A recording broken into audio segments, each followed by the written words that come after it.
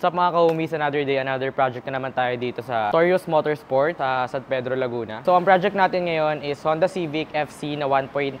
Ang pinagawa ni boss is full exhaust system. Naglagay tayo dito ng tri-tip, tapos nag-muffler delete tayo para mas malakas pa yung maging tunog nito pagtapos. Tapos naglagay din tayo ng laser cut flanges. So pag may mga sira yung mga pipings natin, eh madali na lang itong babaklasin. Tapos naglagay rin tayo dito ng custom resonator natin. So hindi tayo nagtatanggal niyan kasi mawawalan ng back pressure yung sasakyan pag tinanggal natin yan, at nakakatulong din to sa tunog ng sasakyan. So naglagay tayo ng flexible pipe kasi nagpakabit si sir na custom headers.